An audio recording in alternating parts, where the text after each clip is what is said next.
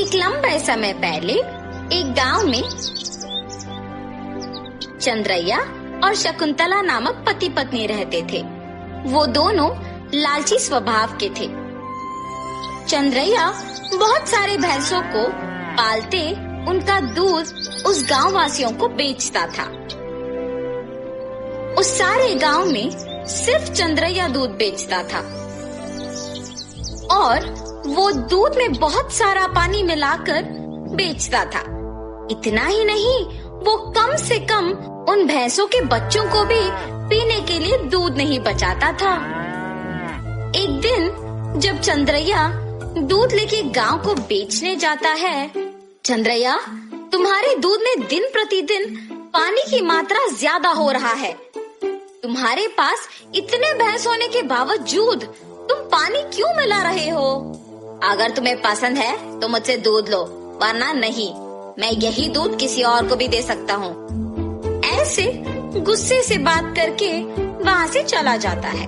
उस सारे गांव में सिर्फ चंद्रैया ही दूध बेचने के कारण वो जैसे भी दूध दे, सभी चुपचाप उसी से लेते थे।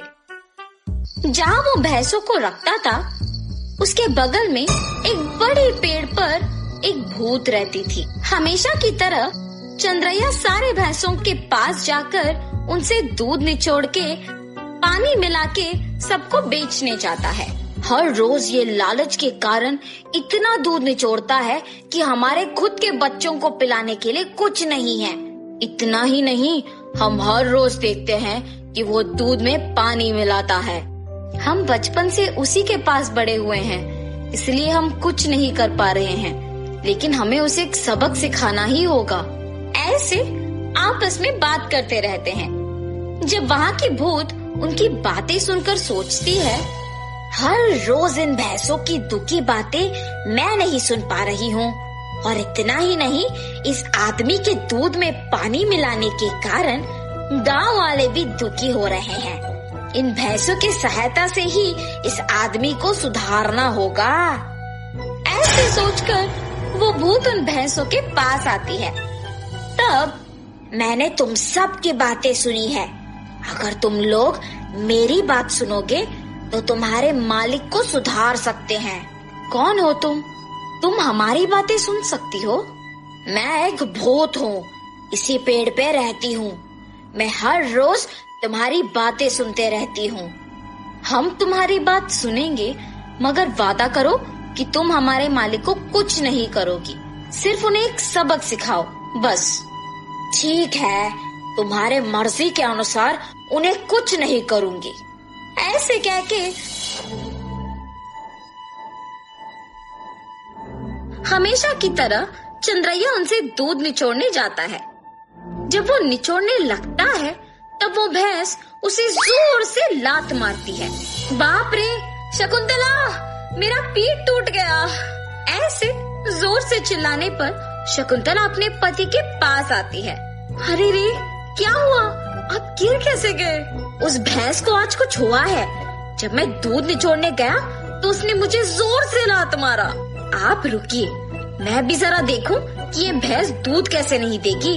ऐसे कह के शकुंतला उस भैंस से दूध निचोड़ने की कोशिश करती है, और उस भैंस ने शकुंतला को भी उसके पति के ही तरह जोर से लात मारती है। तुरंत उनके बच्चे ही सारे दूध पी जाना देख पति पत्नी कुछ नहीं कर पाते हैं, सिवाय उनको देखना। अरे रे, सारा दूध सिर्फ ये बच्चे पी रहे हैं, कुछ तो कीजिए। आज के लिए हम कुछ नहीं कर सकते हैं, शाम को वापस आएंगे दूध निचोड़ने। ये फैसला करके वहाँ से चले जाते हैं। शाम को जब दोनों वापस दूध निचोड़ने जाते हैं, तो सुबह की ही तरह वो भैंस उन दोनों को लात मारती है।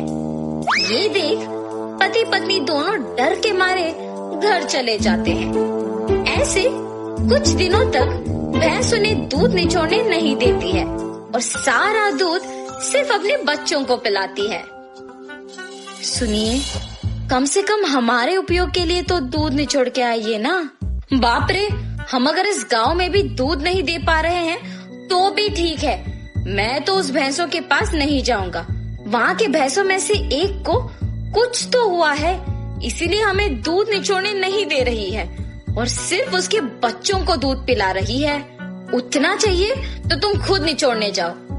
बाप रे, मैं अकेले? नहीं, हम दोनों मिलके दूध निचोड़ने की कोशिश करते हैं। चलिए, ठीक है, कल सुबह जाएंगे।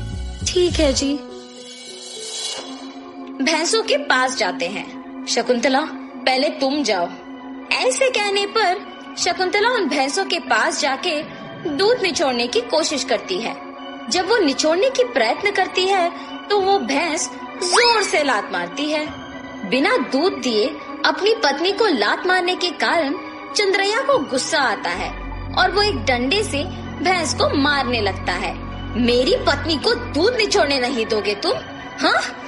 ऐसे कहते हुए जोर जोर से मारता है, मगर उस भैंस की जगह चंद्रैया खुद पिटता है और इसी कारण उस भैंस को मारना बंद कर देता है।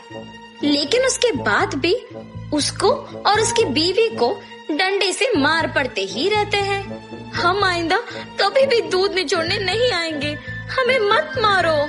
अरे हिम्मत है तो ऐसे दिखे बिना नहीं, सामने आके मारो हमें।